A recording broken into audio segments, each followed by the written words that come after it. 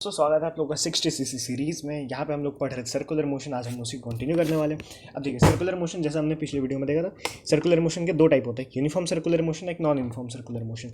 अब हम उसमें देखते हैं फोर्स किस तरह से लग रहा है। अगर हम यूनिफॉर्म सर्कुलर मोशन की बात करें तो देखिए, इसमें हमारे पास टेंजेंशियल एक्सेलरेशन नहीं लग रहा, सिर्फ हमारे पास क्या लग रहा है, सेंट्रीपिटल एक्सेलरेशन।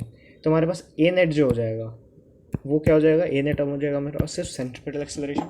तो फोर्स अपने पास क्या आ जाएगा, force is only equal to mass into V omega, या फिर mass into V square by R. ठीक है, और जो दूसरा रिलेशन, एक और रिलेशन वो जाएगा, जो अपने पास एक और रिलेशन वो क्या है, आर ओमेगा स्क्वायर। ठीक है, ये गया अपने पास यूनिफॉर्म। अब नॉन यूनिफॉर्म के केस में क्या होगा, क्योंकि इसमें सेंट्रीपिटल एक्सेलरेशन भी होता है, टेंजेंशियल एक्सेलरेशन भी होता है। तो ए नेट क्या हो जाएगा अपने पास, इन दोनों का समेशन हो जाएगा, ए सी प्लस ए टी। ठीक है, तो ए एन फाइनली क्या हो जाएगा अपने पास, जितने भी ए सी के रिलेशंस होंगे, एंड ए टी जो हुआ आर अल्फा। ठीक है, एंड फाइनली इसको हम फोर्स में रखेंगे, force is equal to M A net. तो इससे हमारे पास फोर्स आ जाएगा।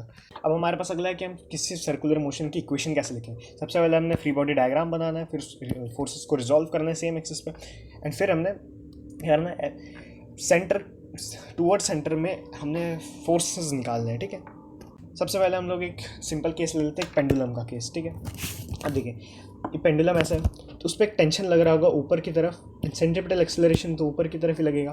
ठीक है, क्योंकि ये सेंटर है, इसके अराउंड जो अपने पास VCM हो रहा है या सर्कुलर मोशन हो रहा है, हम कह सकते हैं यार। अब देखिए, क्योंकि इसके पास कोई वेलोसिटी है, तो ये और ये इक्विलिब्रियम में नहीं हो सकते, मतलब ये बराबर हो गया तो इक्विलिब्रियम हो गया। तो क्या हमारे पास टी, अगर सर्कुलर मोशन हो रहा है तो जो सेंटर के में एक्चुअल फोर्स लग रहा है ना, वो बड़ा होगा, तो इसलिए हमारे पास जो टी है वो बड़ा होगा mg के। तो इसको हम ऐसे लिख सकते हैं। ठीक है, अब हमारे पास ए सेंट्रीपिटल का हम मान लेते हैं वी स्क्वायर अपॉन आर है।